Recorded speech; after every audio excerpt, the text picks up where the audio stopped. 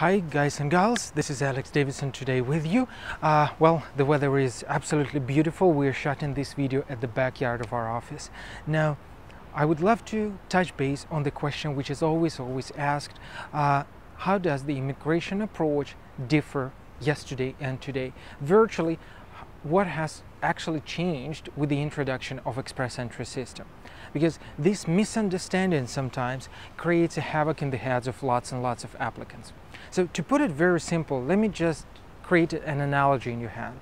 Yesterday, when you were applying for the, say, federal skilled worker immigration or Manitoba immigration or whatever program it was, you knew for sure how your immigration pathway would look like. So say you're starting today at point A and you're getting back to point Z, and that point is pretty straightforward for you, right? So you know which documents to prepare and you know how it will all work.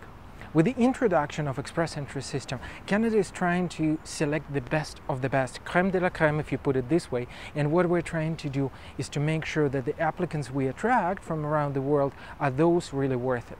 So instead of applying for just one single program, you are applying or you're making a contract with your legal representative for immigration intention. What it means that simply you would be applying for Express Entry for the federal skilled worker, but after that application, you would have a multiple of choices, and that number of choices, which may or may not open for you, you would have to sit and wait for them as soon as they appear. So we will have that jump start when the gates are opening and you run out for that.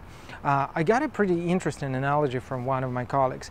He actually compared the system to an airport. So say 10-20 years ago, when you're coming to an airport, you got the line, you got the gate number, you got the airline's number, you're coming to them, you pass the security check, and you get straight to your gate. So right now, what happens, you're coming to the airport, you pass the security, and afterwards, you have to wait for your gate, you have to patiently look at the displays, checking the gate number, which could change any second, right?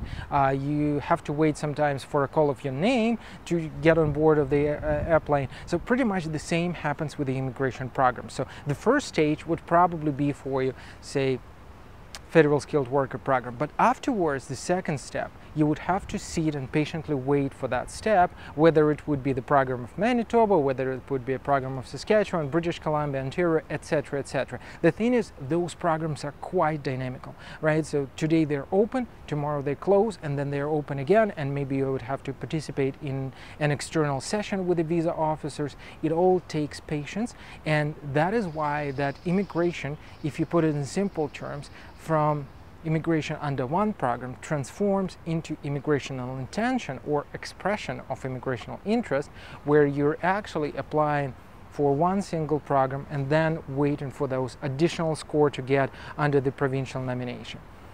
Sounds a little bit complicated? Totally understand it. Want to evaluate your chances? Come to us. We'll be able to discuss it one-on-one, how you and your family could do that.